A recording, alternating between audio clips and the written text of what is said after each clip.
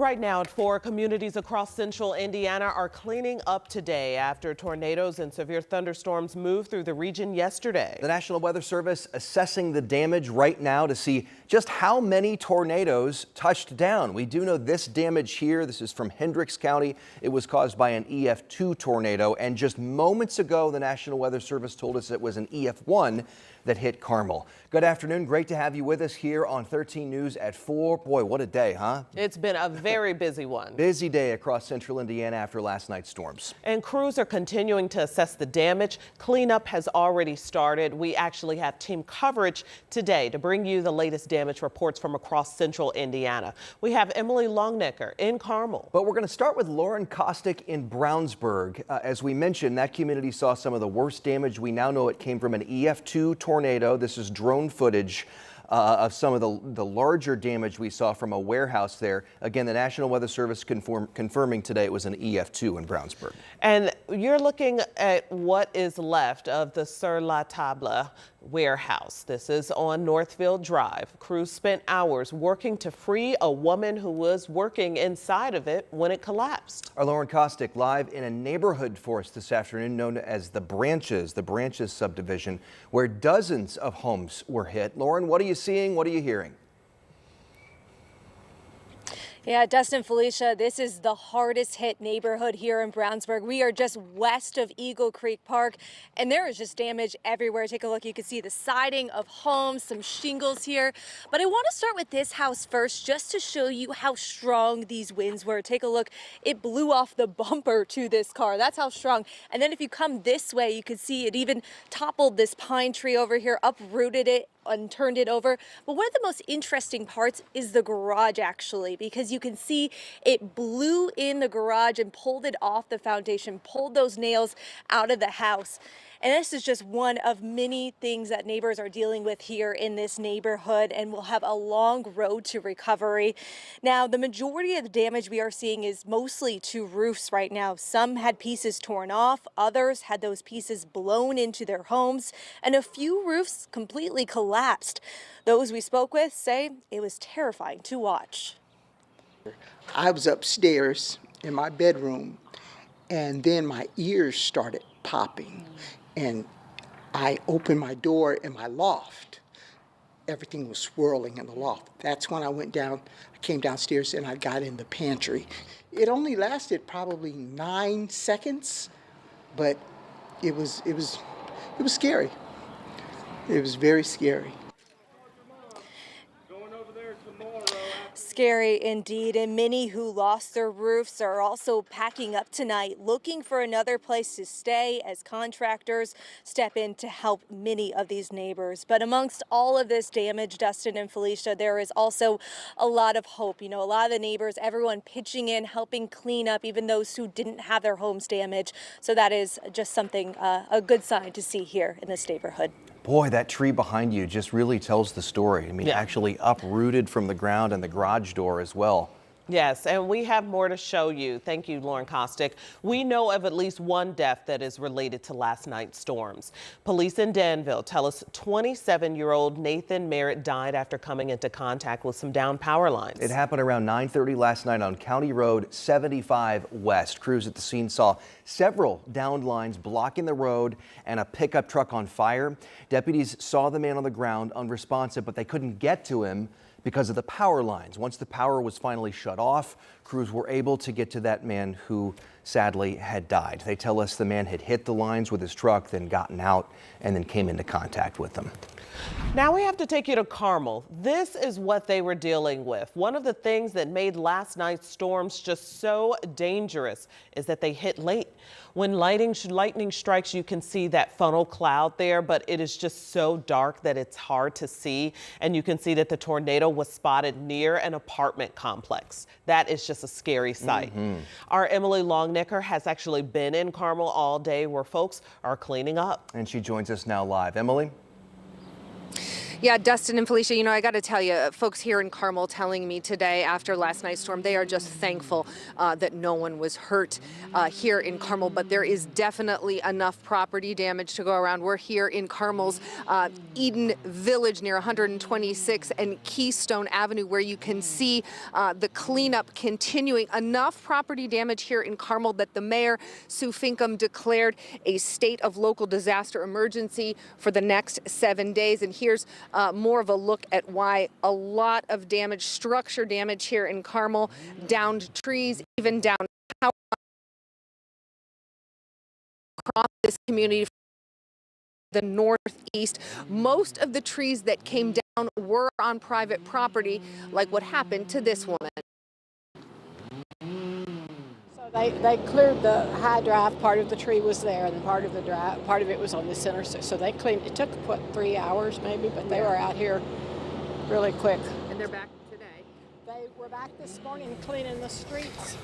All right, that's our Emily Longnecker reporting live in Carmel right now. As you can imagine, we do run on cell systems when we're running our live shots, so hers got a little spotty there, but she was just speaking to neighbors about the cleanup that's well underway. I was actually in that area for one of my son's classes. He's 1 now, and I called ahead for his class to see, did they still have power? Do they still have an access way to get there? I was around 126th and Keystone Avenue. A lot of people back online this afternoon. We're going to get to power outages in just a second. But, this was such a large system. It touched so much of the area, including Delaware County in north central or northeast Indiana, the central part of the eastern side of the state.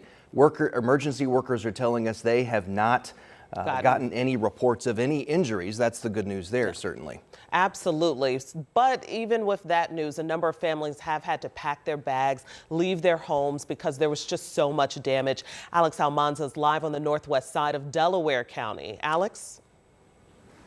Dustin and Felicia, the Delaware County Sheriff's Office tells me that they are working closely with the county's emergency management agency. We've been seeing a lot of power lines down in this area. This is just northwest of Muncie. But I first want to show you this. This is this big pile of sheet metal is what's left of a barn here in northwest Delaware County. And this, I shouldn't be able to touch this. This is part of a roof that fell on top of a bunch of agricultural equipment. A farmer that I spoke with today that owns this piece of property tells me that he's had a lot of equipment in here. He's not sure what the extent of the damage is as people start to pick up. Other families that we've been speaking to this afternoon tell me that this was a very scary situation for them. One family said that they were sheltering inside, scared as the destruction kind of unfolded. But as we near the 24-hour mark, the hard part begins, getting up and rebuilding. We've seen members of the Red Cross and Indiana Michigan Power out here assessing damage and helping residents. For the Delaware County Sheriff's Office, those weather alerts were crucial to responding.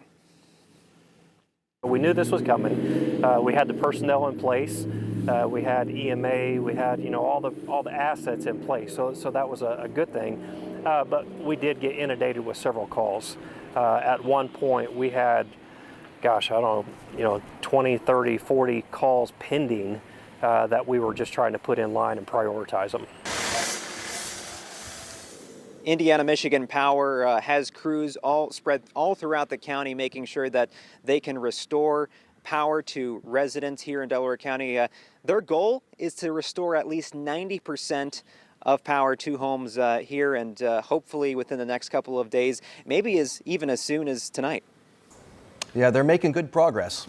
Oh, certainly. And I think all the neighbors jumping in is certainly what is making the difference. Alex, we'll leave you there and check back in with you. He's reporting live from the northwest side of Delaware County this evening. These storms, this system reached all the way up into northern Indiana as well as taking to Marshall County. This is just east of Bourbon. That's a small town about a half an hour or so south of South Bend. Look at that. Winds were so strong along U.S. Highway 30, they actually blew over at least 3 semis. This was yesterday, late afternoon, early evening. Thankfully, no injuries. We also saw some semis blown over on I-65 near Lowell yesterday as well.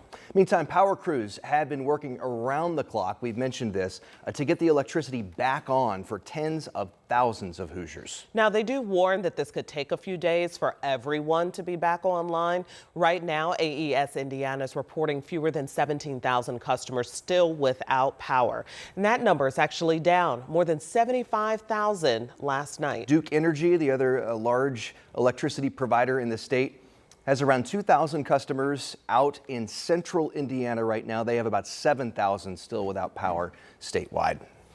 And Rob Ellis is here. He's part of our Channel 13 weather team that has been tracking this storm since it began yesterday, well, days in advance, prepping us for it.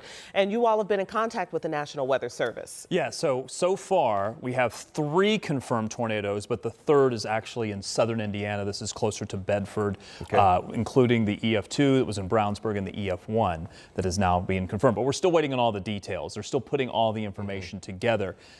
It's gonna take a while because there's a lot of damage. This was such a unique system because it hit in so many different places. Yeah, populated areas as well, which is really why so many people are having to deal, unfortunately, with what we're having to deal with. So they end up looking at the damage to determine how they should rate the tornado, and they're also looking at the physical storm that moved through. What are some of the things they're taking into account? They're taking into account construction, quality of the construction, what was actually removed. Was this a dead tree that fell over, or were these trees that were snapped in a certain configuration? Is there a concentric pattern so that it looks like a twisting motion happened there, as opposed to just straight line winds that are mowing down trees? And they'll give us all of that information once they have a chance. It's going to take some time. The problem is they're going to run into some rain that we're all having to deal with. That rain is going to continue for us. It's going to continue for them.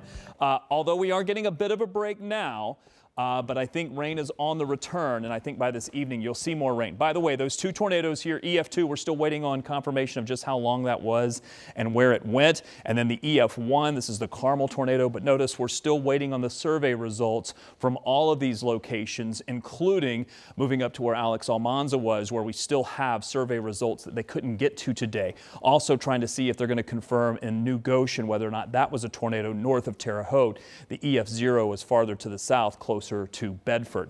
Let's talk about where we go from here, because the forecast is still concerning, especially when it comes to flooding all the way through this weekend. We're currently sitting at 64. I want to take you through the next several days because we're going to have more rain move in tonight.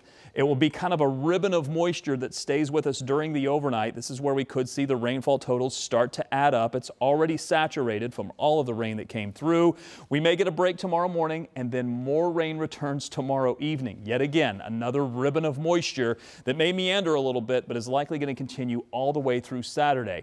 We are going to see the rainfall totals really add up because it will not stop until sometime Saturday evening or maybe even into Sunday. It's a lot of rain that's going to be coming down. Because of that, everyone is essentially under a flood watch. We're going to be watching this all the way through this weekend, and just about all the rivers and creeks and tributaries here are also going to be under flood warnings. I'll talk a little bit more about what you can expect as far as rainfall totals. I'll have that for you coming up in just a few.